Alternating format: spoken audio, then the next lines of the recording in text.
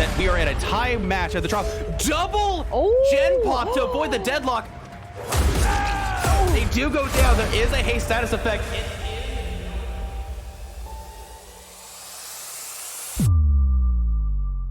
They did be careful here. The hatch is going to spawn momentarily. Deadhard could get them the distance to get it too. Smart shot. Really smart play on the ace. Oh my god, getting shot through the window. No longer have distortion, and they are going to teleport here. I think they get there in time. Yes! Oh, the grab. Yes! That is disappointing. This is be a 4-man out because Yeah, but they will be able to block this. Yo, getting caught on that. Ace coming with the body block. Oh, they were here.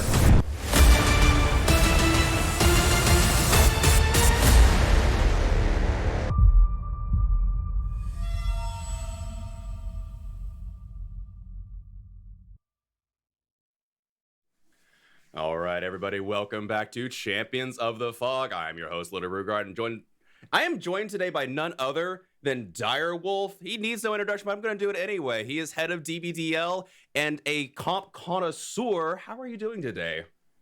Thank you so much for the warm welcome here. I'm excited because I missed so much of Season 4 in Champions of the Fog. I always loved watching it, but I missed way too many matches.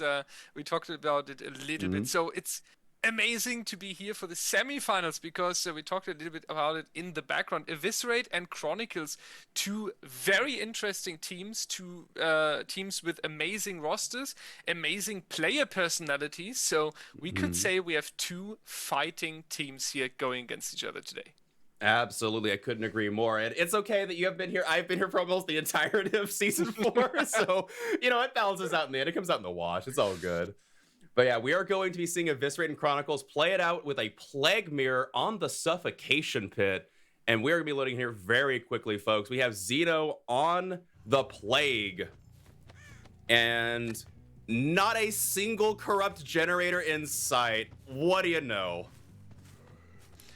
Yeah, this is already not what you would love to see from the RNG here at the top side. Usually there is an additional generator on the right side next to the main building. This one is missing here. We can see it pushed towards the midsection. So the top side not really working out for Zeno here. The bottom side is looking a little bit better, kind of like a 4-gen, but you really want to find your first survivor here. And I have to say the Whispers is an interesting perk choice to me.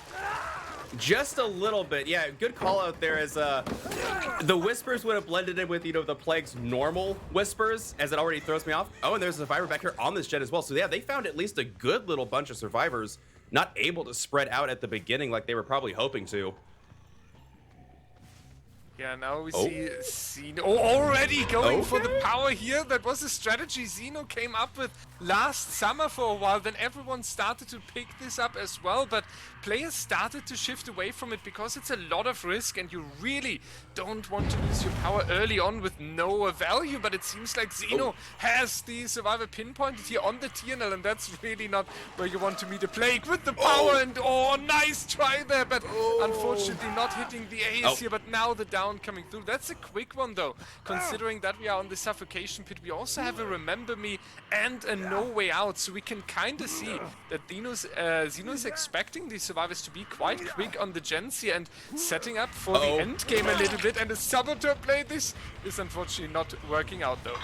Yeah, not quite able to get that Saboteur play. I did not know that Zeno actually had pioneered this idea for, you know, drinking up early with the double apples. That's a Zeno thing?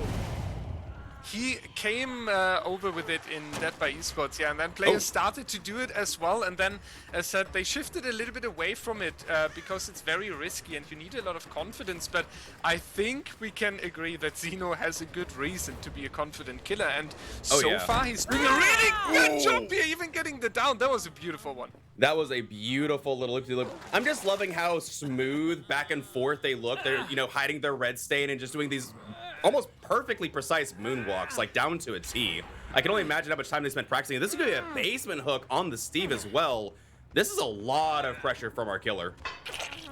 Yeah, we talked about it a little bit, how the top side was not the one looking good with the generator RNG, so it would have been good for them to keep the gameplay there on the top side. Unfortunately, Xeno was able to flip it 180 for them. Now we have the basement hook, we have a few generators down here, we have a pool as well in the shack Xeno can use later on, and the next survivor is already in the chase, so a lot of people are busy here right now. That means that the generator pressure is also decreasing, and if this Michaela is not going for a longer run here, which is going to be difficult in this situation, then Xeno would absolutely be able to take over on the bottom side here. Yeah, for sure. They're going to have at least 2 hooks here. I don't see anybody. Oh, they're just now going for that. They might get caught in the basement here. They still have another 20 seconds of their power. Yeah, and I think the Nancy was caught up. No, don't go for me. You're going to die. Oh, and Deliverance from the Michaela is going to give them a little bit of time here. Another gen falling. Survivors are in a bit of trouble, though. Yeah, this Survivor's going to go to second stage in the basement, and Nancy's still back here caught out. Yeah, there's the second stage secured. Yeah, this Deliverance is kind of saving the day here for now, because you said it, the pressure was really high on Xeno's side there with the double hook, so the Deliverance really doing a lot for them. Good for Xeno to get this resource out of the way as quick as possible, but we have the next power coming in already, and Eric is only going to be alive for 20 additional seconds here, so I don't see the rescue happening. But since we see since we have seen so many survivors rotating over to get the save and then rotating back towards the top side, they lost a lot of time here, so I don't think there's that much progress going on the main side at the moment. It would seem that way. I mean, there's 2 gens over here, but yeah, with the nobody seeming to go back for that unhook just yet. Yeah, this Plague is free to go and push survivors around. They are doubling up on that center gen. It's about, what, 70% done? But if that other gen doesn't fall soon, yeah, these survivors are going to be...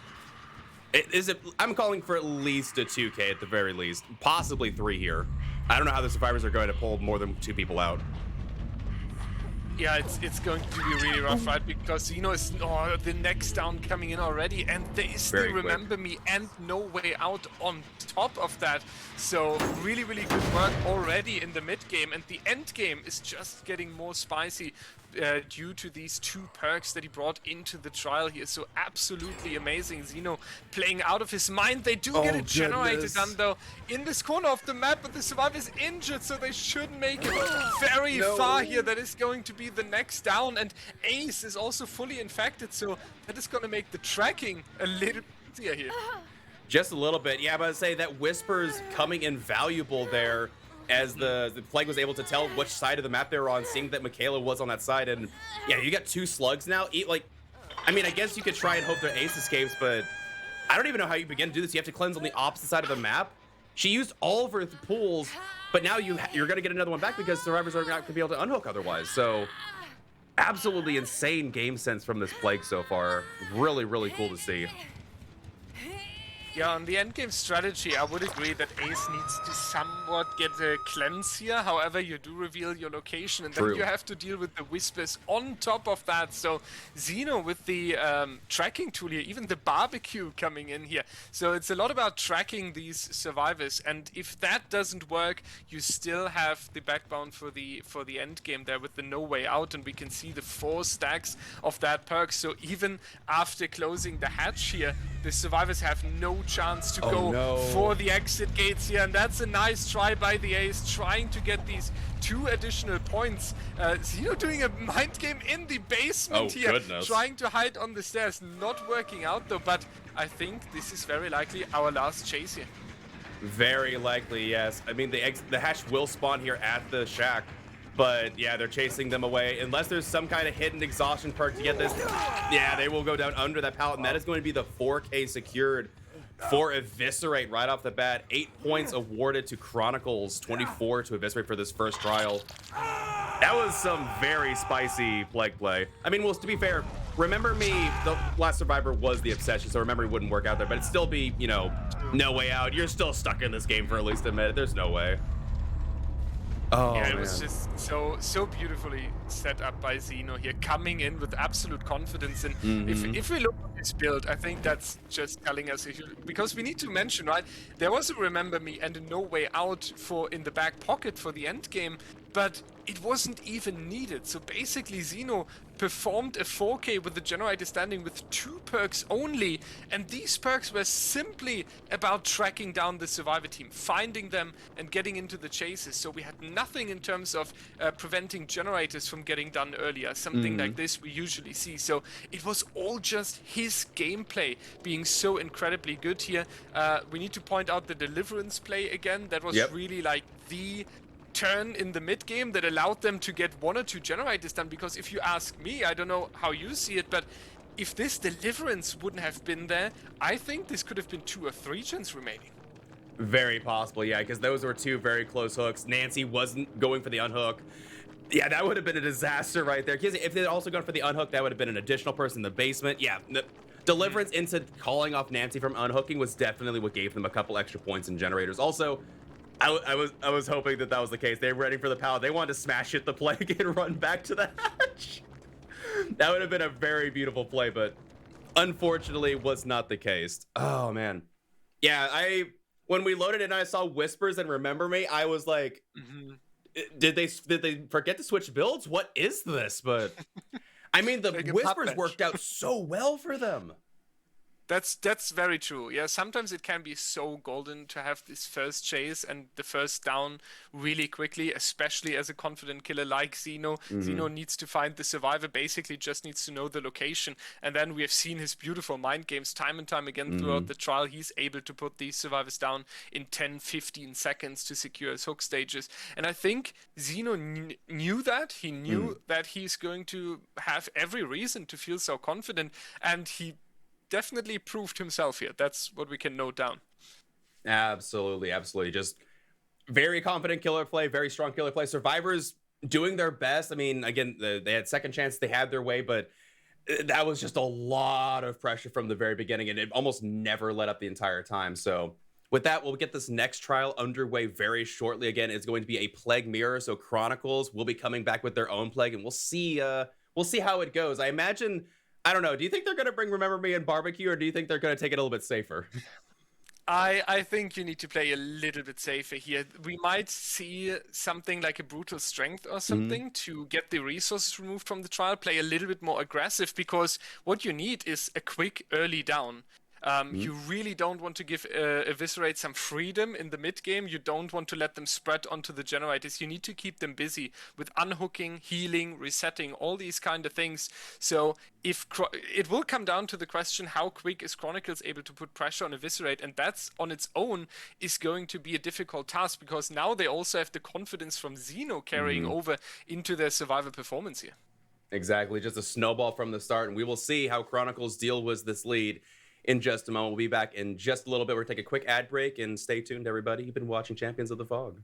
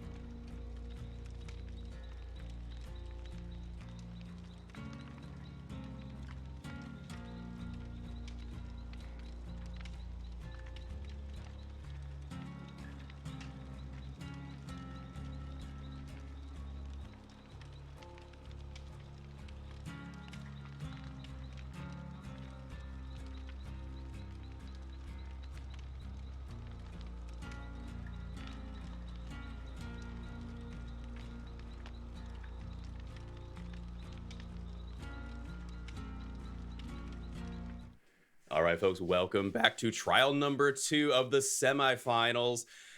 I can only imagine how much pressure Chronicles Plague feels right now, and I do not wish to be in their shoes, but I wish them all the best. Yeah, I have to agree with that.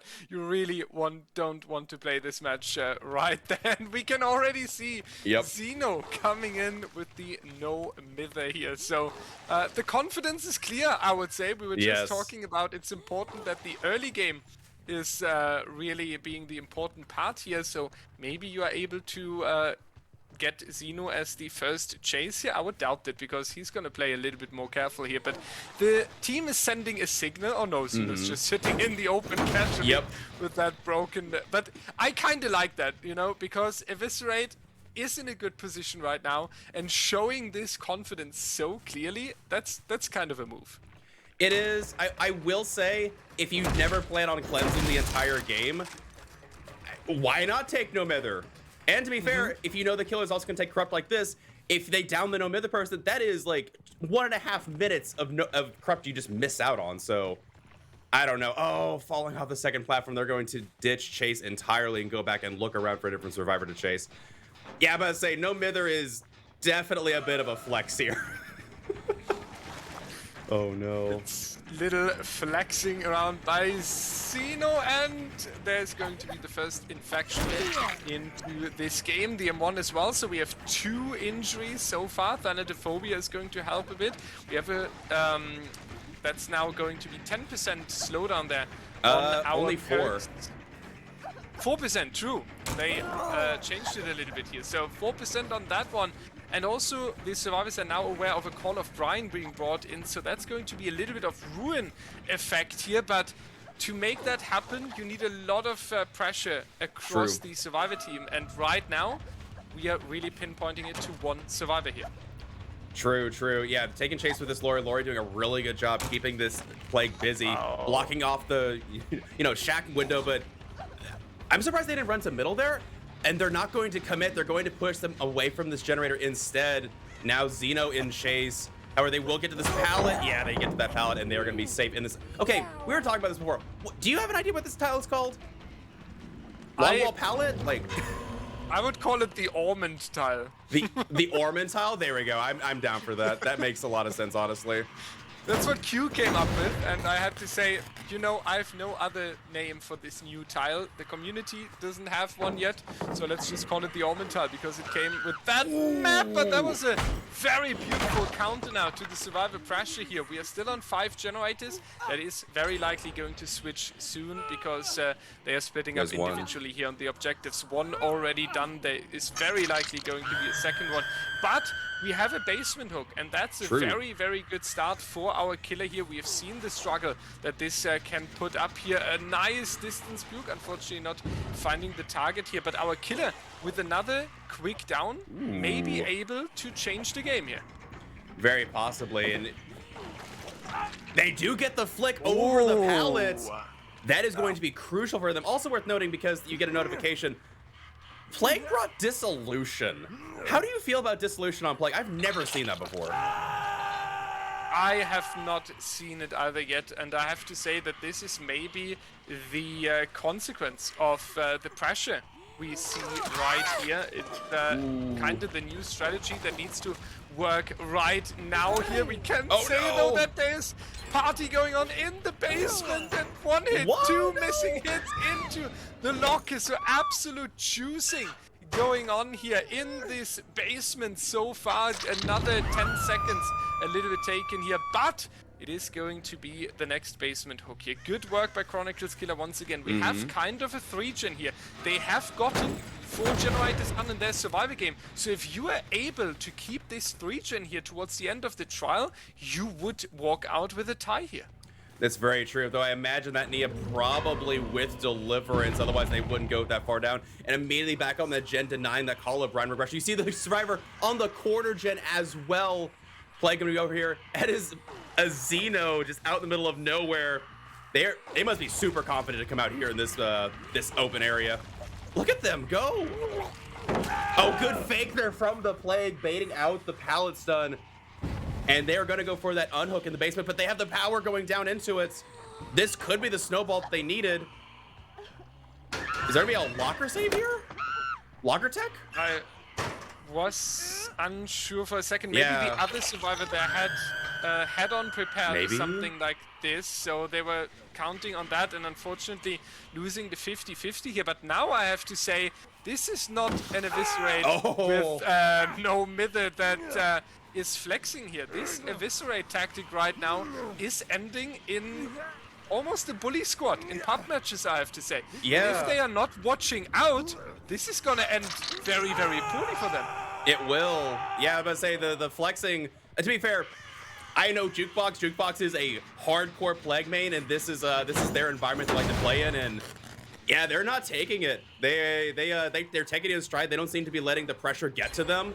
That is, at the very least, yeah, that's 1 gen down for them again. 1 more gen to tie it, but I don't think they're gonna break this 3 gen. Yeah, this is going to be really rough because our Plague is now going to sit in the basement here. It's going to confirm that they will, however, very likely get this main generator done, so we would be in a tie condition. And if we play the tiebreaker, I think Eviscerate is not going to come in with the no mither anymore. And what you mentioned about Jukebox is really, really true. They are a very known Plague main, but you know that as Eviscerate, right? You're so long around in the community, you should be aware what Jukebox is known for. So that was a little bit too much flexing maybe, and we do see the survivors showing themselves there as well, so I'm actually a little bit confused. Yeah, just a little bit. Also, I love that, you know, Plague just can't ever hit. I don't know why the network decides to, like, make it think that the survivor's infected, but they're not. I don't really get that, but yeah, both survivors coming in. Also worth noting, I believe Xeno had kinship as that hook timer paused almost immediately. Oh, not able to get the vomit. Oh, like almost got the but Nancy's not gonna be able to get the body block. That's gonna be a hook trade. And I believe this survivor is dead.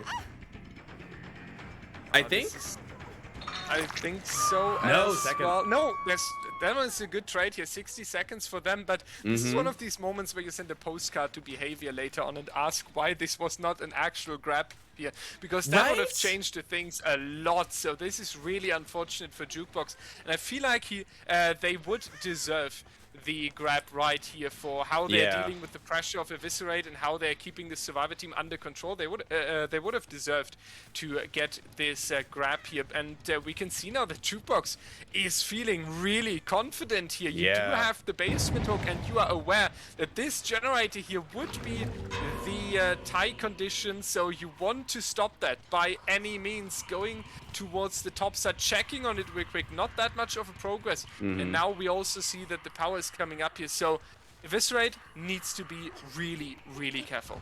They do, and Nia is going to go down immediately unless there's a decisive strike here. This is Death Hook for Nia, and that is not enough time for two. Yeah, they do have the decisive strike.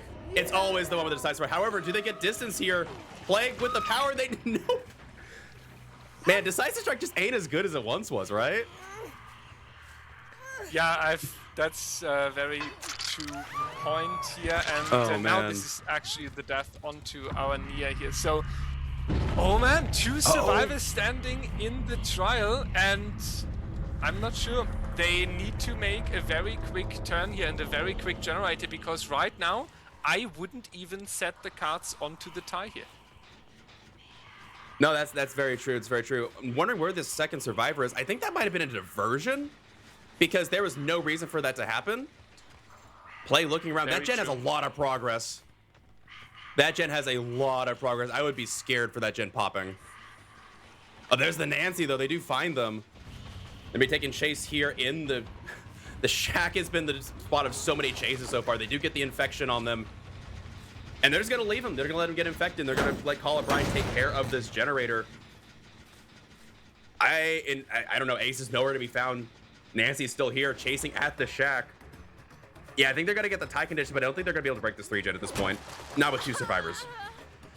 Yeah, it would be. There it is. Yeah, there's the generator number 4 on the top side. So Eviscerate getting that done and out of the way here. I was about to say it would be a difficult decision for Jukebox. Either you do something risky, go cross map again, try to force the win here, but it's safer for Chronicles to go with the tie here. And I think in this tiebreaker, when we talk about the mindset, I think Chronicles has a good reason to be the more confident team when we replay this, because they had an unfortunate first trial in their Survivor game. Their killer is playing out of their mind, and also they were kind of able to put a very confident Eviscerate into place here, but it might be very, very close. No. Unfortunately, not getting that done in time. We do see that Zeno, the no-mither hero, is going on to the final chase here in the mid-section, and maybe it's enough of no-mither for this tiebreaker, because we very likely will see these teams taking the same score here. And I have the feeling that this was not needed on the side of Eviscerate. I feel like this was someone feeling too confident here. Yeah, they definitely kind of got caught with their pants down a little bit, thinking that they could come in and, do, like you said, be a bully squad, but unfortunately just didn't quite work out in their favor. This is, I believe, actually, this might be first hook for Nancy. I don't remember Nancy being hooked. Do you? I can't recall that. Yeah, I don't think they have. This could be a deliverance potentially. However, even with that, this generator's back here is going to start regressing with Call of Brian. And honestly, you know what? I don't even know if they have the perk slots available for Deliverance. They took no mither. Obviously, Deliverance might have not been high on their pick list. That's very true. As a no-mither survivor, you might not be coming in with the Deliverance here. You maybe stack a little bit in the lower tier list of the perks. And also, look at these generators. They are almost back towards 0 entirely. So Jukebox keeping a good eye on these generators, and now it's also no chance anymore to have a longer chase in the end game. And then if you get your buddy from the hook, having any chance of getting a generator done, because this will take up to 90 seconds here. Once again, Zeno maybe all the way behind the main building, should be a little bit easier to find them, but for now, Jukebox wants to keep an eye onto these generators, and that's really understandable. You have 60 seconds of hang time on We1 there. Zeno, there he is actually on the top side, trying to take the attention. And yeah, we can see the confidence, we can see the posing from Eviscerate, and it's really funny, I have to say, and I understand it, but it's also a bit funny to me that Chronicles was able to keep them under control, because as we said it, this was a little bit of a swift bully failure. Just a little bit, yeah. The overconfidence didn't end up. I mean, to be fair, we've seen it. We've seen it in other sports as well. Like the showing, like just the showing of confidence is enough to, like, you know, unsettle, scare off another team. You know, wearing red. It's all about the mind games. But Jukebox just very confident in their ability and just playing it out. And yeah, unless the survivor is able to make it all the way back to Shack's side, I don't know if they're gonna be able to get this. Yeah, I think Jukebox is going for the Bloodlust play here. Bloodlust 1, Bloodlust 2, and they go down under the pallet, not able to accumulate Bloodlust 3, and that will be the 4K able to tie it up. Little bit of happiness there. Amazing work by Jukebox, because if you play against a strong team like Eviscerate, and especially with an against an Eviscerate that has such a confidence, we've pointed out multiple times, and then you are able to keep this under control as the non-favorite team to take the win here, that is putting you in a perfect position straight at the start of this semi-final. And I think Eviscerate learned now that they shouldn't underestimate Chronicles here, and I'm really, really interested in how this next trial is playing out, because Eviscerate is very likely going to play it a little bit more careful. At least I would hope that they play it a little bit more careful. I'm about to say, the biggest flex of all is like, all right, good job. We're not changing our strat. We're still going at your face. I mean, it was entertaining. Okay, so I'm just curious, does no mither, does that keep you from coughing from, you know, being infected as well? Does that make you silent during being infected as well? Because usually that's a giveaway for survivors. I don't remember hearing Ace cough, you know, during infection. So does that make you silent? I would say it applies, but I'm not 100% sure. But one thing I dislike about Xeno's build is that he didn't pair it with self-care.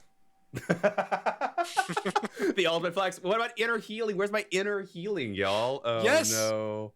Also missing. Unfortunate. It wasn't a full flex. It was like a half flex. Sorry, we have to discount it now. But with that said, I mean, that was a fun match regardless. I get what they were going for, the confidence that you're right, they probably have to tighten it up, you know, play a little bit. And that's also something too, is like I don't want that to take away from the fact that Jukebox still played really well. Like that, like them taking not the optimal perks doesn't mean they're any less good of a squad. Like Eviscerate is a top-notch team. So regardless, played it out super well. But with that said, do you remember what I told you what the next set is? The heck. Yep. It's a hag mirror on Coal Tower. I cannot begin to fathom the pain that could be. Because one thing, like, how do you keep up with a hag game? I can't keep up with hag. Like, it's same thing. It's almost similar for Blight. Like, it happens so quickly, and you're watching something happen. You know, either checking gens, and all of a sudden they're in a chase. There's a down. All of a sudden there's. How do you keep up with a game like this? Yeah, on the survivor side, it's for one reason really difficult, right? Because usually you need perfect communication against killers like Twins and Hag. And on Twins, you often have a rather quick game. But on Hag, we have sometimes very, very long games. So you need to remember information that are quite old. Sometimes it's five minutes since the last trap placement was called out, and you need to remember that. So you need to make sure that you are on point with your concentration. You need to make sure that you're on point with your internal strategy. So that's going to be a really, really difficult thing. The difficult thing for the killer at the same time is that you do not panic. Jukebox showed us in the previous trial a wonderful patience on his play, coming back towards his generator setup time and time again, not overcommitting. And I feel like as a hack, there are matches where you have no down for 7, 8, 9 minutes in a row, and at some point it's screaming inside you, I want to chase this survivor, I want to get the kill, I want to get the down, and you need to resist that and stick to your generator setup. And the third difficulty is for the casters to sometimes not fall asleep. That is so accurate, though. I remember back when I started playing comp, like way back, like almost 2 years ago, Hag was really fun, but I learned really quickly that this killer does not play like, and obviously you can't allow Mintrag, right? Because Mintrag just makes the killer unfair in every regard. It makes it like one of the top 5 add-ons in the game. It's ridiculous. But without Mintrag, the killer is just like so difficult to play. This is gonna take a lot of mental fortitude coming from our killer. Again, playing that plague match very pristinely, and then having to come in and also play a hag mirror. Killer mains these days have strategy. It's strategy, it's mental fortitude, it's the skill involved. I'm excited though. Regardless, I'm here for it. It's gonna be a fantastic mirror, and we're gonna take a quick break as we get this lobby set up. So stay tuned, everybody. You've been watching Champions of the Fog.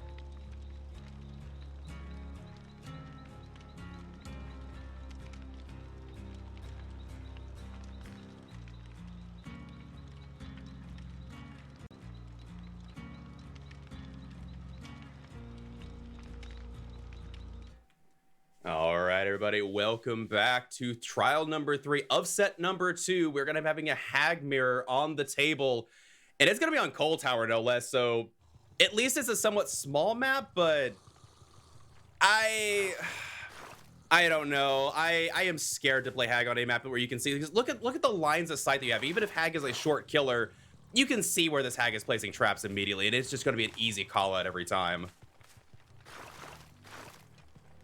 Yeah, it's going to be rough, right? Especially when you have a squad like Eviscerate, where you know they are very, very experienced. There's already the first one. Yeah. We do see the chase, however, in the corner of the map, so this ace will take the entry. Unfortunately, you had no time yet to place some of these traps towards the midsection, where Survivor could cross. There they are already getting rid of some of the traps here as well. So that's also what we're going to see a lot here.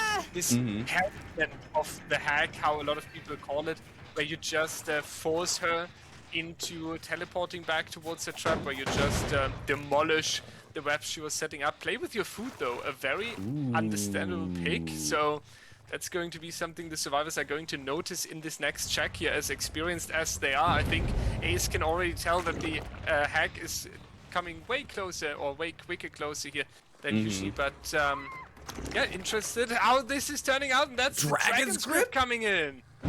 Oh, that is spicy. Also worth noting, I might have misspoken apparently last time.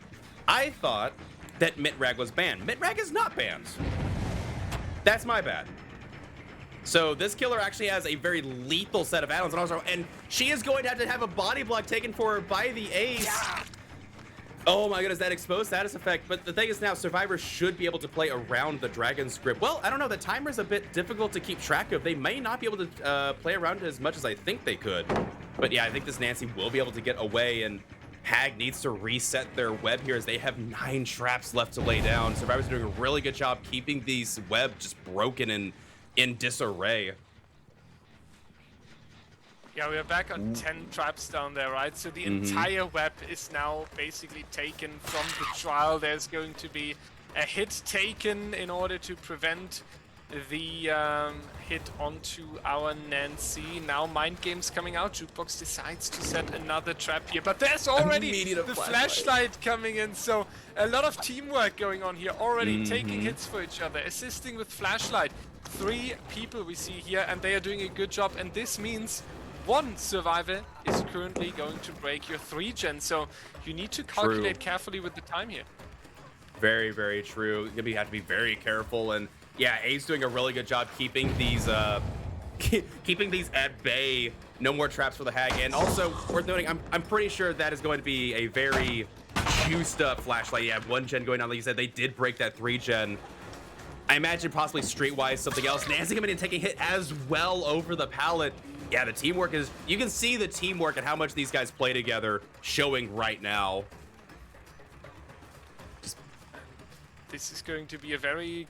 no, he's breaking away from this chase. I was about to say this would be a dangerous one because this pallet is relatively safe, so there would be a lot of time being taken. Now we are trapping down the shack here. Seems like Jukebox is giving up on the 3-gen on the top side here. We are now for a long time in this bottom area, if you're even able to keep a 3-gen with your Hag. Of course, that's a dream you would like to achieve, but we already see next survivor coming in here, taking a hit for the ace and making sure that this chase is going on for a little bit longer. They will run back towards the shack here as this tile can no longer be used. There are a lot of traps coming out now in order to cut down these loops, but Jukebox is kind of limited to these chase traps and setting them down almost in an emergency. We don't have any other trap that could throw off the survivor team, so that's kind of missing here.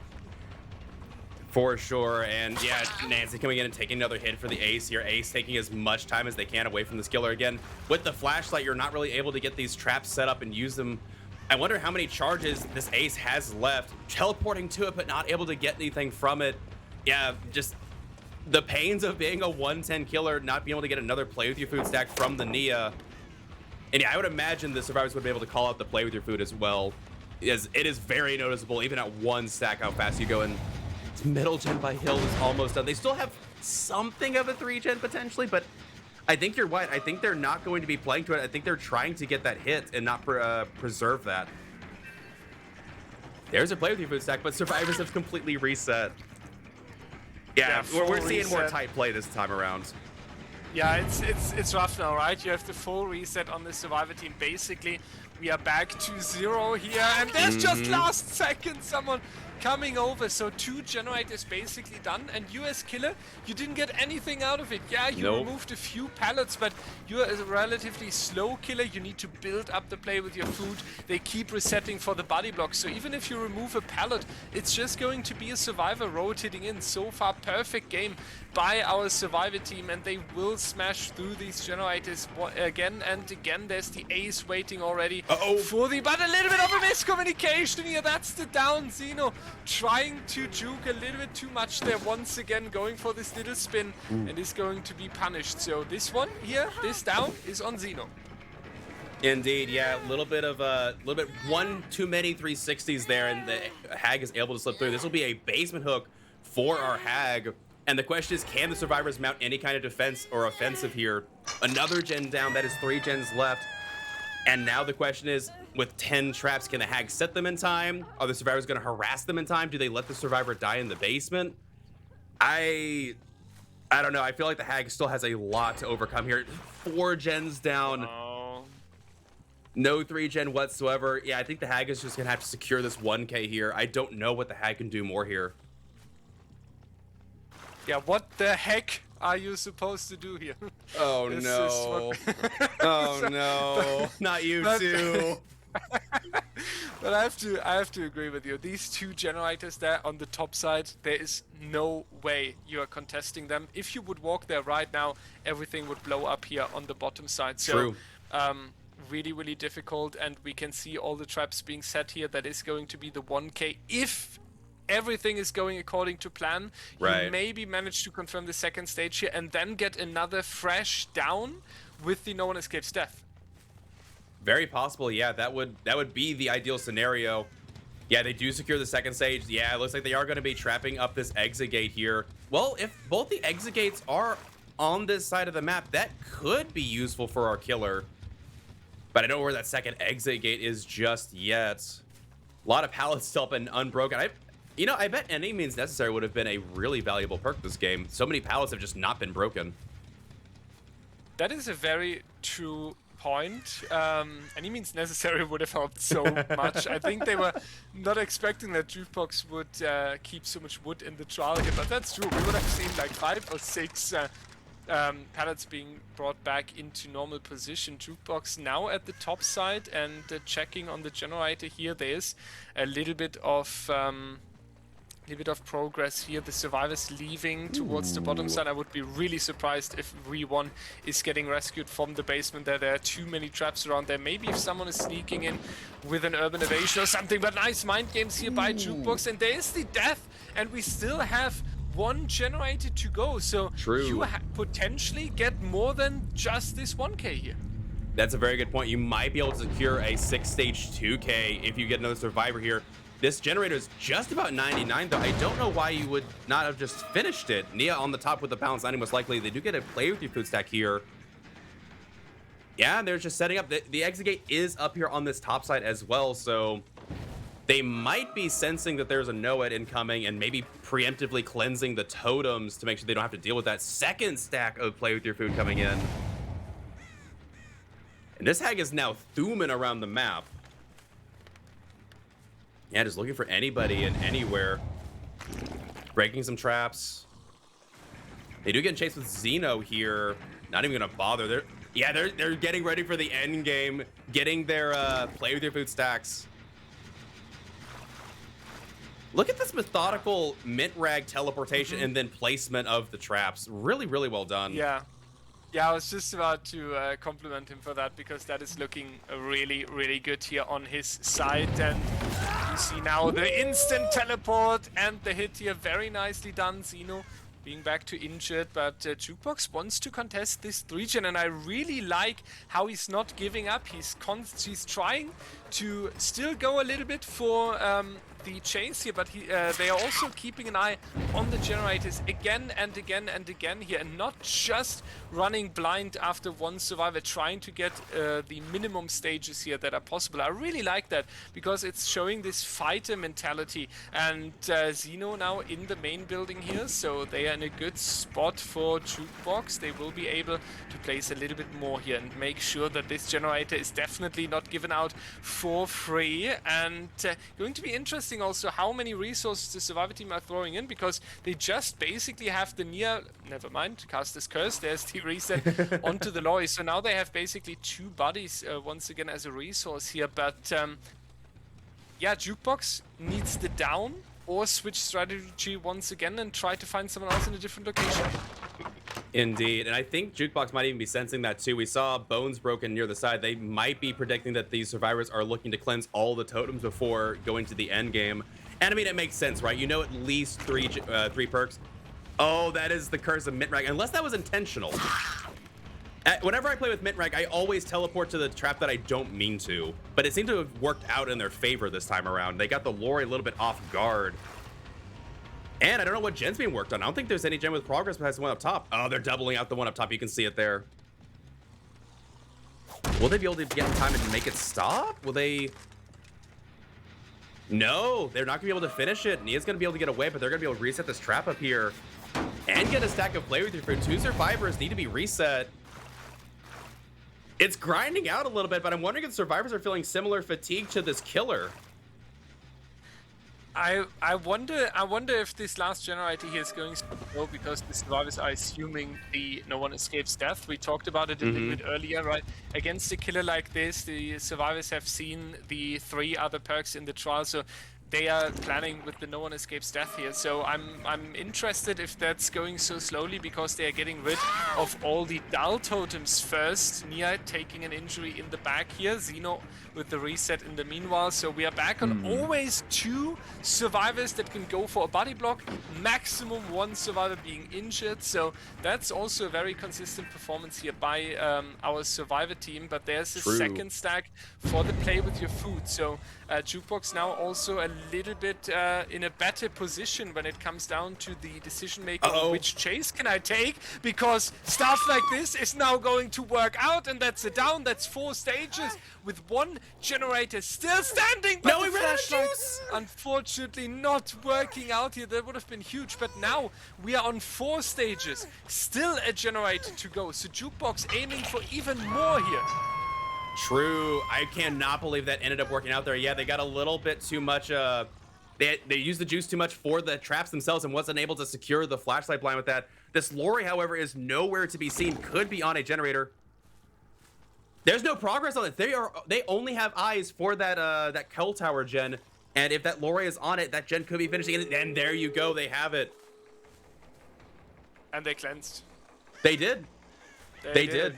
They all the totems are gone. There is no Noed to be seen. Yeah, incredibly well done by the survivors to anticipate that Noed. And now just looking around. Oh, that was a faraway teleport. Checking this one. They might be able to secure a second stage on the Nia potentially. We don't have a trap over there. Right now. Yeah, that is a really good trap. I really like this corner trap there next to the exit gate, but yeah, with the no one escapes death, very unfortunate here. But if you play against a team like Eviscerate with a relatively weak killer that is struggling to get stages in, and as soon as you see 3 perks being in the trial, only then you do know that there's a no one escapes death being used, and you can prepare for this. Is this the healing tech into success? Yes, it is. 2 survivors leaving the trial, and there's going to be the teleport with the add-on. The hedge is right here, but Nia needs to go back towards the midsection here. They are not getting the out very likely here. What a last second turn. So close to the hatch, able to secure these hook stages. What an end game. A wonderful play by the Survivor team, assuming the no one escapes death beautifully during the trial, then able, however, to on the killer side, able to get these additional stages in here. What an end game. Absolutely. And again, just props to the killer, keeping a level head on their shoulders, knowing that it's not over, seeing her run to the opposite side, saying, I can mid-rank teleport, get that down, and prevent them from getting the hatch. That was a well-fought 6-stage 2K from our killer, and the survivors just played very, very well. Again, cleansing out the Noed before it was ever even, you know, shown. Really, really well done to both these teams. That was such a game. Yeah. Oh, my word. And this is how Eviscerate looks when they are not playing with the no mither and not feeling too confident, when they are sticking to their skill and their tactic, and then this is the second version of Eviscerate. And I have to say, as fun as it was in the first set, I like this version way more, because this game also showed us how incredibly strong a Survivor team can be if they are sticking together, if they are performing together, if they are used to teamwork and beautiful communication. So this was really, really on point. They really were. Just every time the killer was in a chase with someone injured, you know that there was a call for a body block, because all of a sudden a magical survivor would step right around the corner. It's like, I'm here. And you don't see that except for just the best teams able to call out that rotation, get a survivor reset. And even when they had someone down, like you called it out perfectly, there was always 2 survivors that were at least healthy. Always ready for rotation, able to take hits. And that was why that game started to grind out so long. They were, you know, getting the Gen 99, getting the totems done, constantly healing so they could take hits, never giving an inch. That was so methodical from these survivors. It's ridiculous. Yeah, especially when you have this consistency, right? In these 2 fresh survivors or 2 healthy survivors that are always in, because most of the games we see are defined about ups and downs. Sometimes the killer side is able to take over, sometimes the survivor side is able to take over, and here Eviscerate didn't give any potential to the killer. It was a clear 2 survivors healthy all the time. We are on point with the resets and quick enough. So absolutely incredible work there. There's nothing else I can say about that. And this is also going to show us what Chronicles needs to put up now, because they need to show us exactly this perfection in tactic and communication, just one step ahead. Agreed. This is against a good killer, a 6-stay. Essentially, they need 2 fresh survivors out just to tie it. And I mean, with the way things are going, if they tie this set, going to the third set, that's going to make it even more of just an incredibly tight case scenario. So, I mean, we knew coming in, Eviscerate was the team to beat. Their Chronicles said, we know they're the team to beat, and we're going to try to. And it's just been a fantastic game so far. I've been thoroughly enjoying this. Absolutely. I have to agree on this. We came in with a tie here. Now such a beautiful one. So Trial 4 is going to be amazing. I think that's already very, very clear here. Absolutely. And with that said, we'll be getting this trial underway very shortly. Stay tuned, folks, to this ad break, as you are our only sponsors of the month. We do appreciate it. We'll be back very shortly.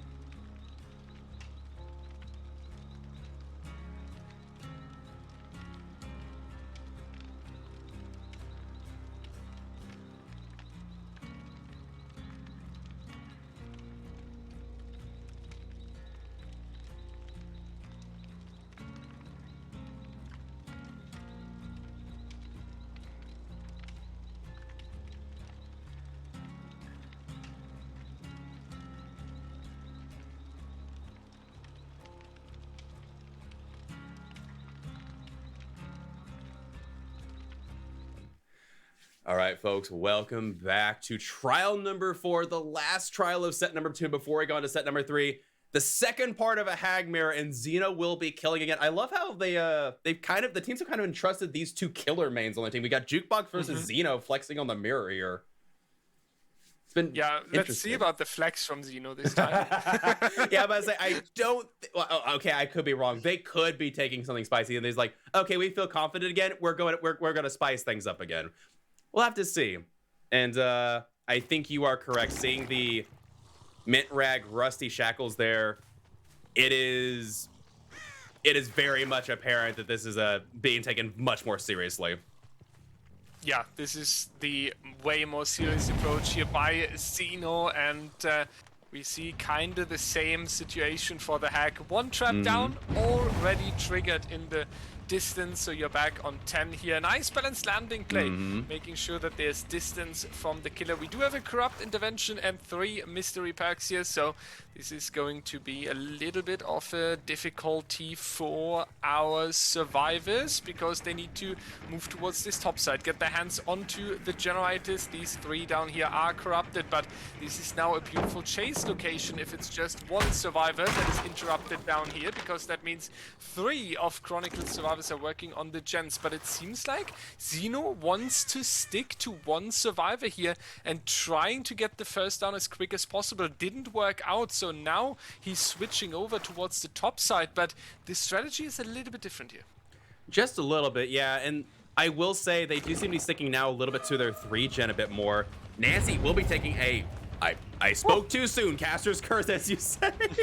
And it's going to be a bit of a whiff there as Nancy's going to be able to get back into that corrupt zone. We see another server coming in ready to take hits and or heal and reset. And yeah, they're not going to commit to that. They're going to stay away. Also, no play with your food, because that was the obsession. So this is a bit of a different build. That is indeed a little bit of a switch up here. We can call out the call of Brian here, so the ruin effect now coming in onto this generator until they are back on it. Also the notification there in this one, and the instant teleport back. Someone was not able to hit the perfect skill checks here. That was the survivor that is already rotating towards the shack. Mind games coming out, Xeno hiding the red stain, but not going to trick this survivor here. Enough patience to make sure that they're not getting hit, and a nice vault into the shack here.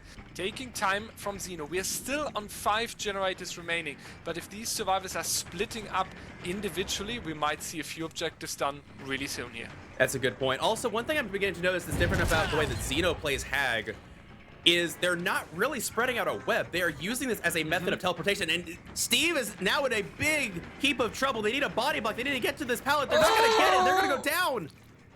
Is there anyone for a pallet save? Yeah, they do have another survivor here, but they don't want to give a snowball either.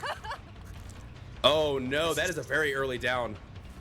Yeah, this is now tricky, because here on the shack there's not much remaining. Shack pallet is not there. A few filler pallets have been thrown earlier. The distance is not really high as well. So even if this is going to be the down and the survivor team gets the other mate back onto the feed, it still means that 3 survivors were involved here. There's the body block coming in as well, and someone needs to pick up over there. So this means nobody is working on a generator right now. Chronicles forced to an efficiency of 0, and that is really, really huge here. These mind games also really important, and this is not a safe pallet at all here, even though Feng is turning it into a very, very strong one. Zarina, apologies, not the Feng, it's the Zarina here. Absolutely cranking at the main building, but not enough. This is going to be the down, and with all the pressure from Xeno, there's not much going on in these generators.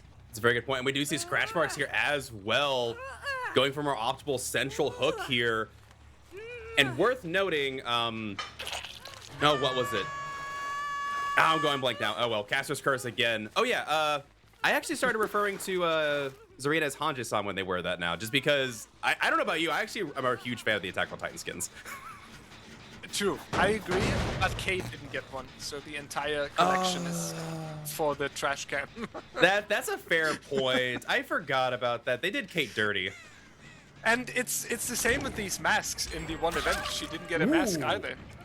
But No! Michael. Oh, the grab! That was a very beautiful one here. The teleport into the grab, and that is throw away from Chronicles' pressure so far. Now you have the hooked survivor, the slugged survivor right next to it. This is horrible. Xeno doesn't even need to do anything anymore. You can just guard what you got right here, what Chronicles allowed you to take. You happily take the injury here. This Steve is going to take an injury as well, and we can slowly talk about the save the best for last that is coming in here as we see the slower cooldown. 5 stacks already, and Chronicles, I don't know what's going on right now, but this is a slaughter. It really is, yeah. Survivor's not able to realize it was save the best for last until that moment where Nancy took a hit and then immediately followed up with a grab after a teleport. Just a beautiful sequence of plays there from our killer. And that is gonna be first hook on the ace. That is 6 full points awarded to this killer. Honestly, if you just fresh hook everybody, that is enough for a tie. You don't even need to kill anybody, but as it is, I don't know how Survivors reset from this that quickly. They've got another hook coming in for the Nancy. This will be first hook for them as well. This killer has so much pressure going into this game now. Yeah, it's just really, really incredible. Now teleporting back towards the midsection here, and after Chronicles performed this pretty much chaos. I'm sorry to call it that, but I want to be realistic here in my casting. So it was a chaos that happened there in front of the main building. The reset here, very risky once again here, and the save the best for last. Absolutely cranking now. 7 stacks already. We can see the super short reset time after a successful attack here. 8 stacks now. Not that much of a distance, and we also have the hook stages very soon that Xeno needs to achieve here. It is no way that anyone is working on the generators right now, and this is just dangerous. This reset time after a successful attack. Ace not going anywhere, and Xeno absolutely taking over. Really are. Unless this is a borrow time, this ace is about to go down as well. Yeah, no borrow time there. That is 2 slugs, 3 slugs. Where's the Zarina? Zarina's the only one here. Yeah, that's a second hook stage confirmed on the other survivor as well. That is a total of 6 hook stages. 4 fresh, 2 now death hook. And Zarina nowhere to be seen.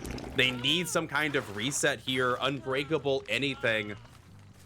Oh no. Yeah, and you can just see how quickly Hag can snowball with Save the Best for Last and Mint Rag. And they found the Zarina. She was in the corner the whole time. And now with the same unsafe pallet, this might be lights out for the Survivor Squad with only 2 gens. Oh my goodness. Absolutely insane. Yeah, Save the Best for Last just proving its worth.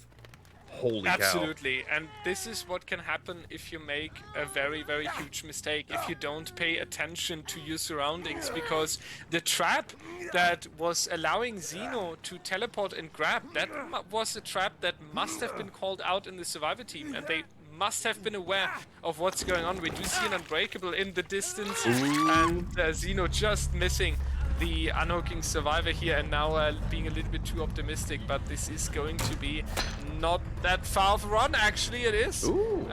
Reaching this window here, but when we talk about this mistake that happened there, and then everything just fell apart on the side of Chronicles. There's no other way to describe that, and now we see Steve sitting on the hill there, but being trapped down here for the 4K. So unfortunate for Chronicles, because they started quite well, but once this chaos happened, Xeno was punishing them so good. They really were, and getting a little bit of a reset here. Survivors trying to come back a little bit. If they're able to get maybe 1-2 more gens done, but I don't see that happening. I think this is second hook coming in for the Steve. Ace's death hook, and Zarina has an extra hook state to give, but yeah, just, oh my goodness. Quick reset on the Zarina as well. Possibly an inner healing maybe. But yeah, I do not see more than maybe 1 gen being finished here. This looks like it's going to be a 4K at one point or another.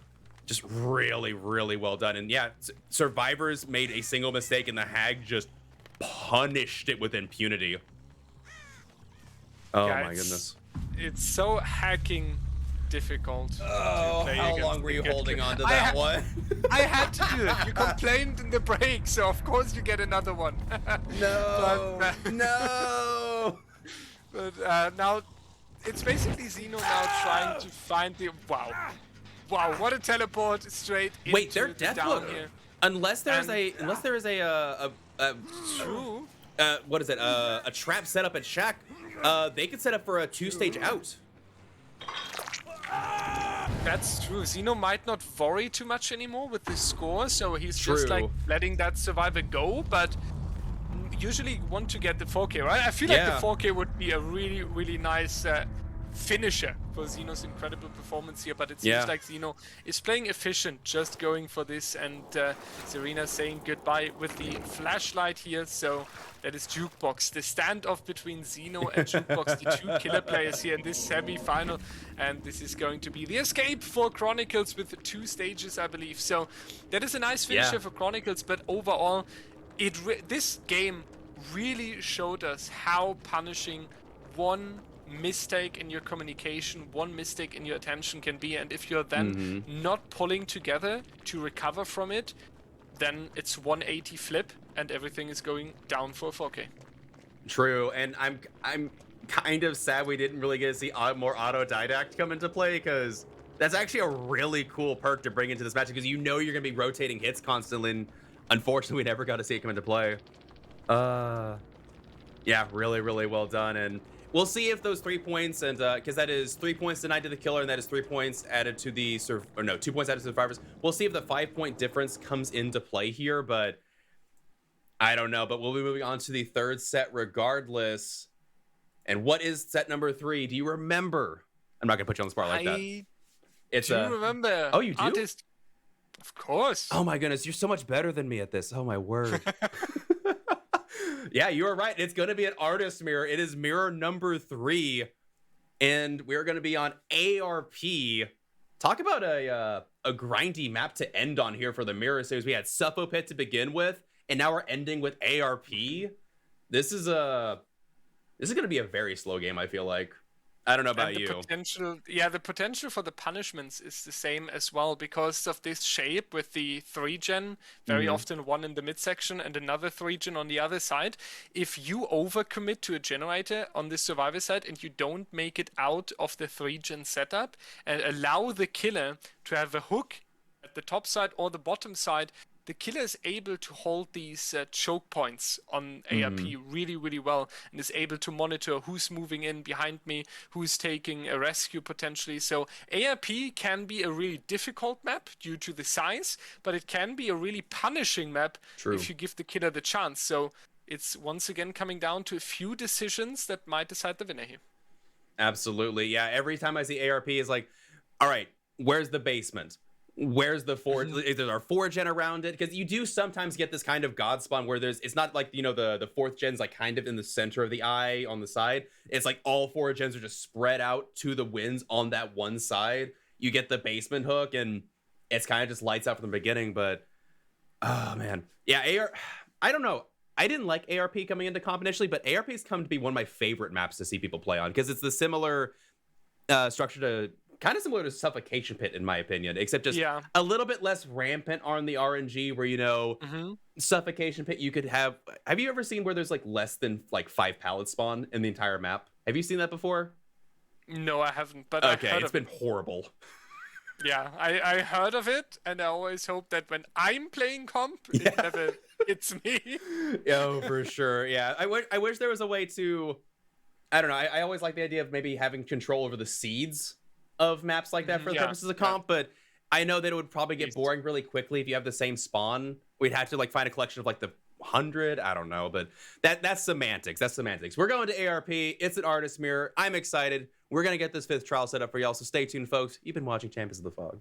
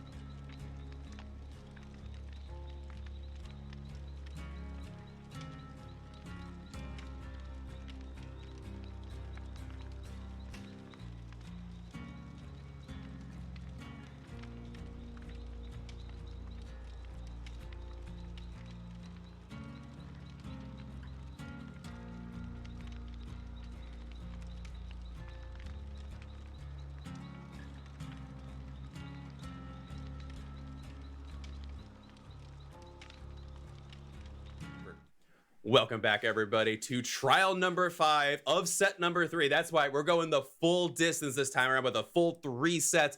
We're going to ARP with an artist mirror. Eviscerate will be killing for us, and Chronicles will be finishing up afterward. It's all down to this game. I imagine if Eviscerate's able to pull out the 4K with any number of gens, at that point, like, Eviscerate on the server side will know what has to be done, and it's going to be a just all-out gen rush, gens before friends, all the way, and it's just hard to come back from that. At this point, I would be mean. At this point, I would be mean and say that we saw Eviscerate struggling in the first set because of their memeing, right? Just a little bit. A little bit, yeah. And Jukebox was able to hold them under control, but now after the second set has been played, and Eviscerate showed themselves and us very clearly that if they play serious and how they are planned this, that they are absolutely smashing. They are now feeling perfectly prepared for this artist set here. And this is not how you hide in Dead by Daylight, with the scratch marks ending right there at your hiding spot. This is unfortunate. Good prediction there. Right there, very, very nice one. Punishing this bad hiding spot instantly. And a 2-tap. Jesus Christ, that was amazing.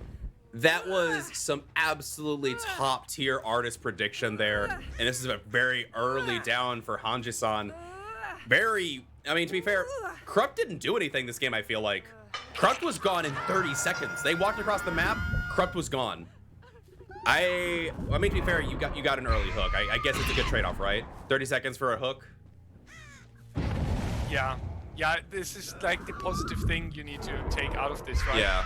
That you at least got rid of corrupt intervention now, even though this is probably not how you planned this, but now you can hop on the generators on top and bottom side. Important is that they do get, if they keep getting hooked over here, they need to make sure that they prioritize one of these generators here at the top side, because they need to break this 3-gen in order to make this a little bit unstable environment for the killer. As long as this 3-gen is still standing, We1 will not really care about not moving towards the bottom side, because then we will move on and see this 3-gen setup in play again and again here. That's almost a very quick down once again here, moving towards this edge of the map, making it more difficult for the survivors to reach safety after the unlock. So We1 so far playing artist like a tutorial. Yeah, and during all of this, we have a survivor that is now death hook. We know that there is a pain resonance, as well as Steve screamed a second ago after the hook happened. And Steve might be taking hits here. They do, and this is going to be a Call of Brine kick on the generator as well. This artist has an insane amount of pressure, and we're barely like, what? Krupp would have still been, like, if Krupp wasn't nerfed, Krupp would still be up right now. That's what's crazy to me.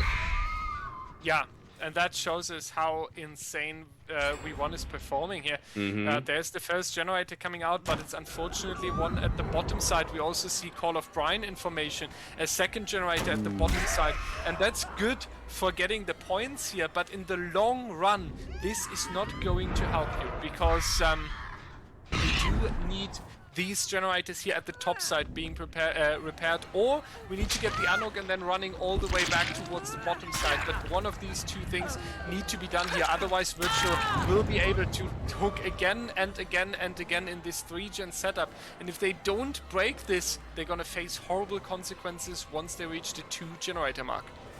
Very, very true. Yeah, they're gonna be trying to get rid of these crows, but unfortunately, even after that hook trade, this survivor is most likely going to be trapped back here. How do you get out of this as a survivor? Like, they're trying their best to use the flashlight to get rid of this crow, but Yeah, they're just going to have to accept that they're going to have to go to comp corner and die. Unless you maybe save Decisive Strike from the first try. I don't think that would be the case. No, I don't think Oh, so no. either. And therefore, we do see that, yeah, this is going to be the hook right here once again. So, oh, actually, we are moving towards the midsection here to keep this hook in the game. That's a smart choice by We1 here, rotating this survivor over here. So this one is leaving the trial, and then you can still hook in this corner here.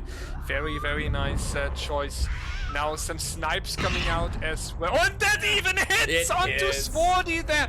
Everything working for our killer here. We1 playing out of his mind. One survivor injured. One needs to take care of the crows here. This is just absolutely incredible.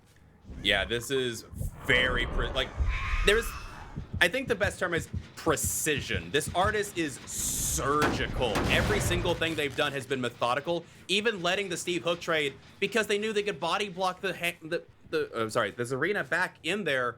Just every single decision this killer has made, it seems to be on point. No mistakes given, no quarter given, no shelter, just pure punishment from this artist. We see multiple gens ready to go, but like you said, if they don't break that 3-gen in the back, it is all for naught. And you even get the aura read from the bird as well as the Nancy passed by. This artist has so much pressure. This is insane, yeah. This is absolutely incredible. And we do hear the injured survivor here as well. Virtual or We1 is just going to make sure that the options are cut off here, not hitting that survivor, unfortunately. So it takes a little bit longer for the down here. Swarty will be able to work on a generator or get the unhook there. Chronicles decides for the unhook. Nice juking here by our Ace, making sure that the crows are not coming through. So this is now costing a little bit of time, but Chronicles will need way more chases like this that are taking time from Virtual if they want to recover in any way here, because right now it's even going to be difficult to get 2 more generators here. It really will be. We see both generators regressing. We know this killer has call up, Ryan. Those gens are regressing very, very quickly.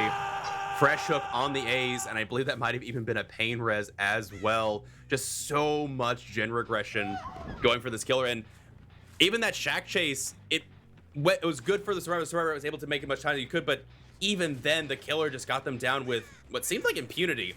That hit through the window. I did not know you could actually hit through the window at that angle. Just incredibly well done. Deliverance will give this group a breath of life, a second chance, much needed for the survivor squad. But I don't know what the survivors can do with it. Like you said, they have to break the 3-gen. Essentially, the artists can almost rotate over here and make their home. Like, I don't know. There's so many things on the table here for this killer. This is absolutely insane. Yeah, this is incredible work so far. Hit on the fun bus here as well. Usually the resource that is giving you a little bit more chase time. But yeah, you do hop into the locker here in order to get the crows off. But it is going to be the grab out of the locker. So that's going to be the next hook stage coming through. So we do have Steve and Swarty, and they are able to get another generator done. Eric and Swarty getting 2 more points here for Team Chronicles. That's an important one because we talked about the win condition. If we do have a 4K, that it's really, really difficult when it comes down to just the question how many gens. So every single generator that Chronicles is doing right now is going to have massive impact here. Absolutely, yeah. Everything that you can get done here will add up in the long run, but I imagine if you are Eviscerate here after this game, you're going to feel really good going into this final trial here as your survivor squad. Just... this killer has set up so well for it. And you see Survivor going for the unhook as well, able to cut off, like you said, at this choke point. Yeah, this artist is given no core. I think the artist has played perfectly, honestly. I cannot think of a single mistake they've made. No, absolutely not. And this right here, where we see the artist holding the choke point, some people would potentially say this is kind of boring. This is camping. Just a little bit further away from the hook. Reverse camping. Yeah, basically, but it's the result of doing such a good work, right? He's only able to hold the choke point because of the pressure he was putting up onto the survivor team, because he has so much information about the survivor location. So this chokehold camping right here, what we just saw, is a beautiful reward of a perfect performance. Steve not getting the fake out there. Eric is going to take a hit and not making it very far either. So it's coming down to the question, Swarty another gen or Swarty for endgame? I think you just have to hope for endgame as a generator is going to be 2 points, but if you can get Nancy out, I do believe Nancy is fresh. If Nancy is somehow able to escape, that is 6 points denied to the killer. That is 3 points for yourself, which is more than a generator would have. I think you have to play for endgame here if you're Chronicles, and just hope that it can work out. Because yeah, this killer has just played so precisely. Because we know that I do believe Steve was able to progress to second stage a while back after the hook trade with Serena. So yeah, I don't think you do a gen here. I think you try to play for Hatch. Or, I mean, if you can force the bleed out at some point on Steve as well, that's an extra point denied. There's things you can add up here, but knowing that you also have to play a similar perfect game with Artist and force the 4K is going to be really tough.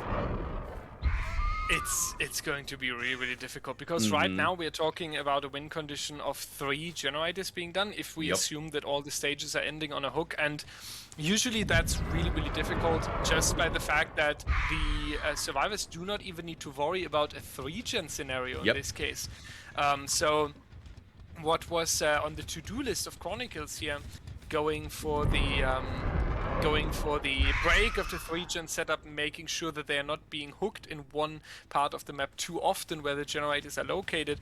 That is difficult, and this is not needed anymore on the side of Eviscerate. So that's also the consequence of V1 playing out of his mind here. So as soon as Eviscerate is loading in with the win condition of 3 generators, they just gonna spread out onto any generators. Wherever the killer is walking, they gonna leave, hop on a different generator. All the tactical questions about the location do not need to be asked anymore. So that's really insane. Absolutely. And like I said, that's what's afforded to you by a great killer game like this, is that your survivor squad can just sit on generators, gentle for friends, like, oh, you got hooked, I'm so sorry, can you wait 2 minutes to die? Thank you. Yeah, just very, very easy from there. And yeah, they are going to go for this hook, or are they not? A little bit of a fake out here, maybe sensing survivors are in this corner? Did they see something we didn't? They must be. Otherwise, you don't walk over here, right? It might have been, there might have been a crow that was resetting, and it might have been, they thought it was the Nancy. I'm about to say, I did not see anything there. That was very interesting. But now you can't hook this Steve, I don't think. Unless Steve decides not to wiggle? I don't know, yeah, you're not gonna let this, killer hook you just anywhere. Yeah, able to wiggle off and deny more time, but again, Steve is just gonna go to the corner. Well, now you get to the question of, will you? Yeah, they don't want to down this Steve. Yeah, they want to have Swarty first and then get back onto this survivor here when they have information of both of them. That's actually a smart choice. True. As long as they are on point with the time calculation, not allowing a Chronicles survivor to get a generator in the meanwhile, but V1 was checking on the generators and they didn't have that much progress just yet. They are leaving the survivor here once again. You want the information where Swarty is located. You don't want to allow Swarty to go for anything endgame related, because if I'm not mistaken, she's fresh hook, right? Yeah, she is fresh. Yeah, Steve is death hook. This is an insane scenario. I have not seen this all season. In fact, I don't think I saw this even last season. This is such a rare scenario, and you can only really find it on maps like this. And yeah, you're going to the other side. It's like, fine, you can do a gen, but I'm gonna go find your buddy here. Oh my word. Or at least maybe get Call of Ryan, or maybe even see if they're even trying to do a gen. I would imagine Nancy's not trying to do a gen. I imagine these gens are untouched. Yeah, I think that was the case earlier when we checked on these generators, and I don't expect them to have that much progress, because basically Chronicles was expecting the end game play, right? So you don't touch any generators, do not give your location away, and now Virtual is playing this mind game with you, where he's slugging you a long time, making them believe that he would go for the hook on Steve very soon, and then Swarty would be the last survivor. And now he lets Steve escape. So a very unexpected turn here. And but we see the consequence we just talked about. This is the consequence that is possible. Unfortunately, Eric not able to finish this generator, and we won once again with the decision: is he going for the hook or not? We might see it coming out, but there is the potential. Yeah, we will see the wiggle once again here. They want to get at least closer towards the hatch here, dropping them once again. So this is actually Mastermind Artist trying to get the 4K confirmed. Right, yeah. Artists are things again because, yeah, at this point, I think the survivors have to make a gruesome mistake not to get Nancy out. With Steve over on this side, even if the bleed out happens, well, I guess if you know the bleed out is going to happen, oh, great play from the artist there, forcing Steve, but I imagine Steve will be able to get distance and be able to get back. Yeah, I don't think you're gonna be able to hook him in the center is where you want. And now you only have a couple seconds of bleed out time left. Honestly, I would just let Steve bleed out and be heading back now. I don't know. Wait, are they? Whoa, wait. I think the exit gates are split too. That might be it. The exit gates might be split. I mean, the good thing is you can kind of snipe towards the exit gates, right? And True. With We1's aim on these crows and all the cross-map snipes we have seen before, I think that's not going to be an issue. But there is actually the final survivor, and that is going to be Swarty escaping from the trial as a fresh out. So this is going to be a huge move by Team Chronicles here, because that's, if I'm not mistaken, that's is a 10-point swing. Yeah, that effectively, yes. 6 points denied to the killer, 3 points awarded to the survivors for the fresh escape. Yeah, just that. We'll have to see how that plays out into this next one, because that, yes, they did not get a lot of generators done. They almost got a third one done with Steve, but they knew that they couldn't allow it, and that's going to make for a very weird final trial here, coming in as Chronicles as artist. I actually have no predictions whatsoever on the score at this point. It's anything. It's anything. Everything goes. I think they need it out, right? They need 6 points for the 3 additional generators, but we have a 9-point swing or 10-point swing, so they need outs. They definitely do, which is not impossible, but. True, but at least we were talking about earlier when we assumed the 4K, we were talking about that the survivor team can ignore a 3-gen setup. Now you have access to a 3-gen strategy on Chronicles killer side. You have access to no one escapes death, no way out endgame strategies. So there's a lot more on your tactic list that can work out now. That's a very good point. So if we looked at it, that is 4 points, 3 points, so 7 to 18, which is a 11-point difference, which 24 minus 11 is 13. You're right, yeah. I'm glad I'm the guest and you calculate. Yeah. I was like, actually, I think you're right, and you're absolutely right. Yeah, they need 3 stages to escape. This is big. This is really big, because this insane. Adds so many possibilities back onto Chronicles killer side here. Absolutely. So the Chronicles able to, honestly, that was kind of a rabbit out of a hat kind of scenario in my opinion. Able to get Nancy, the only survivor that's fresh, just able to escape. That could be pivotal, and I don't know. This is incredible, but a really great way to start for the semifinals for this weekend. And with that said, we'll be getting this final trial underway very shortly. Thank you for sticking around for us. And we know this has gone long. We're already going into overtime as is, but I would say it's well worth it. Absolutely. Stay tuned.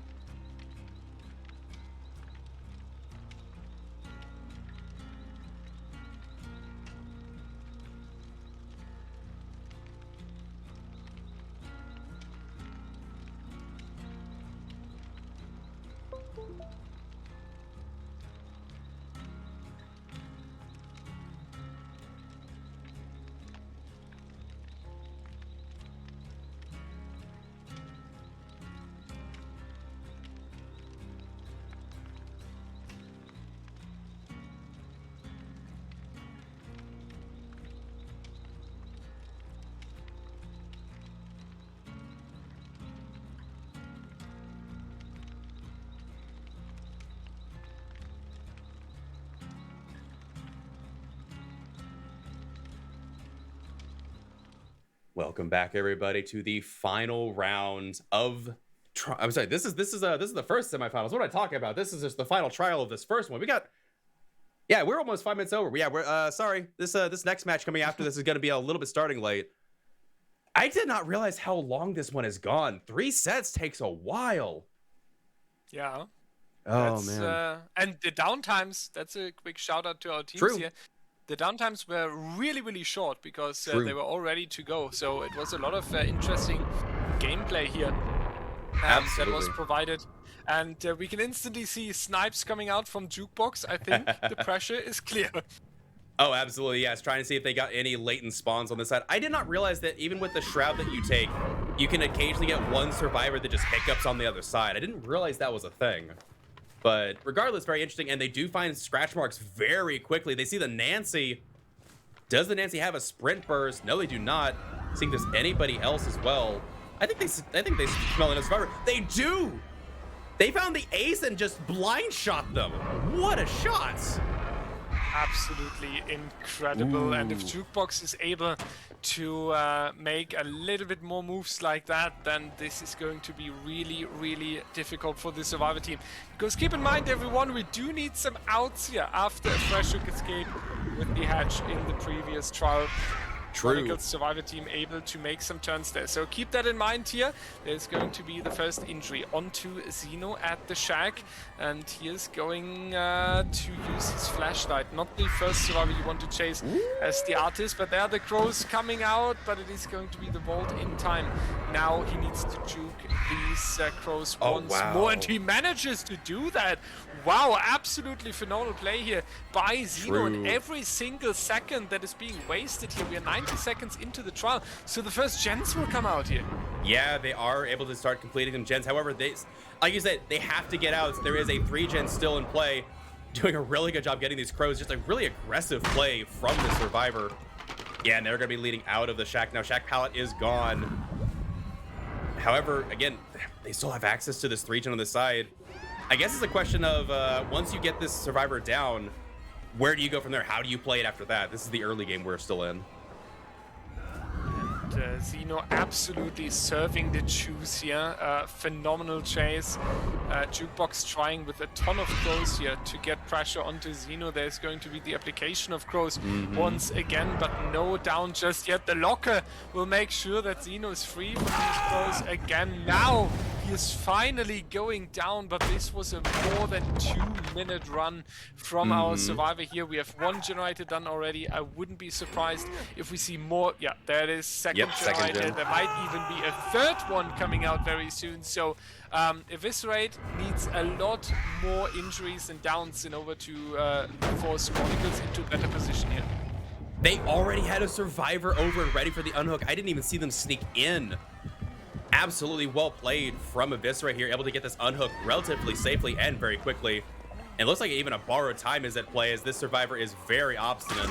Yeah, and they're going to take a hit under the pallet. However, that was very bold and brazen. However, the lights will get them back to shack into safety.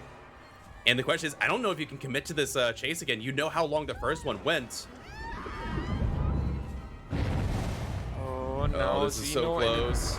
Difficult spot here. All these filler pallets at these rocks are safe against other killers, but against a killer like Artist it can be difficult. Yeah, there's no chance for him. If he double backs, he's down. If he runs into the crow, he's down as well. But once again, a very, very long chase. There's the third one as well. And yeah, you mentioned it. There's the 3-gen broken. Exactly what you want to keep as the killer on one side here. That's not going to work out anymore. So there's a very, very nice split for our Survivor team now, 2-2, and they very likely already sit on the top side here. And if they do, they might not even care about Zeno dying on hook here.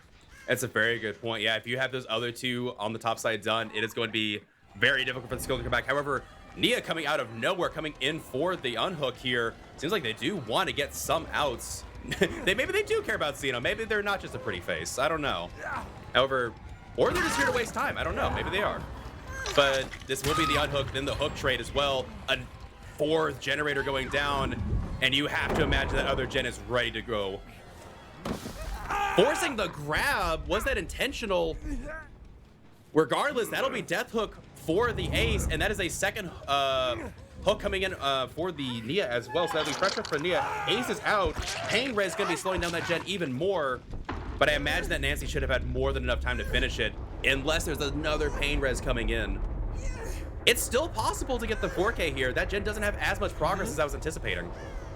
Absolutely, yeah. The 4K is still possible here, especially with an artist. 1 or 2 snipes, 1 or 2 amazing moves, and it's over for the team here. We do see that they are leaving the generator there with an RNG skill check because of the crows, but very nice awareness here as well. They are not taking the snipes. That's a difference to the Survivor team of Chronicles. They've taken a few snipes, but Eviscerate being a little bit more careful here. So It's going to be a difficult decision now. Oh, that's a deliverance. That's going to change a lot of things here, because now the survivors do not need to rotate for the rescue.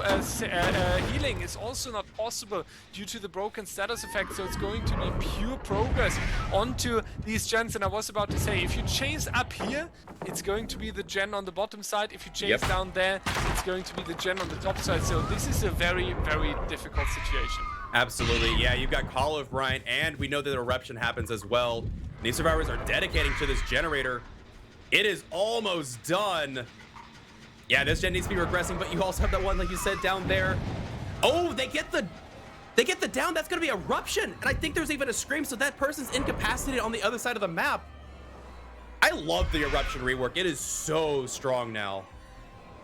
Eruption saving the day here potentially. Absolutely. Because this person being incapacitated means we have free chase time right now for Jukebox. It's not one of these chases where you need to calculate how much time do I need here and how much time do they have on a generator. You can freely chase that survivor without worrying about any progress on these objectives. There's going to be the crows once again at this shack here, and trying to deny the options for that survivor. We are rotating around here, trying to hold W, waste some time. There's one crow located at the window here, and this is also now going to block this pallet here as well. A few mind games coming out. Rotation by Jukebox, almost mind gaming this like a helicopter, but it's not going to work out so far, and this is going to be, however, the down. This time no eruption here, but this is going to be a very, very good chance once again for these survivors to hop onto these generators. And there it is, generator number 5. They do finish the last generator, and we already know all the perks. There is no end game for this killer. All they need is one survivor out fresh, or a number of survivors with just enough hook states, unless they're going for the other exit gate as well. You can, like I said, you can kind of snipe it, but I imagine it's not going to be enough here. Killer played really well, but again, I think that first chase was just a little bit too long. And they are able to get that exit gate ready to go and open. And there you have it. That first out will secure the victory for Eviscerate. Really, really well played by these teams, though. And Absolutely. I mean, I would say at the very least, forcing Eviscerate to realize they can't joke this off. They have to take this match seriously and not come in flexing, I would say is an achievement in and of itself. And besides the Survivor hack game, Chronicles presented themselves really strong tonight, and I think they can be proud about that. We push what happened in the hack game aside, because that was unfortunately just chaos after making a huge mistake. We need to be realistic there. But the other 5 trials, Chronicles presented themselves quite strong here and sticking up to Eviscerate in a good way. So congratulations Eviscerate, and congratulations Chronicles as well. You guys can be proud. Indeed, GG, WP all the way around. And with that said, I would love to have more fanfare and talk about this match with Dir here, because I mean, it's not every day you get to talk to a living legend among comp community, but yeah, we gotta go. We got another match coming right after this, so stay tuned, folks. I appreciate it. Dir3Wolf, thank you so much for joining me for this first round of semifinals. I appreciate it. What do you got going on in your life next? You got more DBTL, more Blood Moon coming up? I'm here tomorrow again for the 3rd place match with Guild. I'm really hyped for that. Thank you so much for having me. I'm really excited for tomorrow. We do have a 1v1 team event starting up in DBD League next weekend. So that's going to be exciting, because we're going to test the teams a little bit differently. But always enjoy being over here in Champions of the Fog. Stay tuned, guys, for an incredible 2nd semi-final. And then obviously tomorrow is the 3rd place and the grand final. So you better spend your entire weekend here in Champions of the Fog, otherwise I'm going to chase you. It's too important down here. It is. Everyone watch CODF this weekend. It's important. It's really great matches. Thank you for having me, and spend a good night. Have a great one, everybody. We'll be back in just a moment. Stay tuned.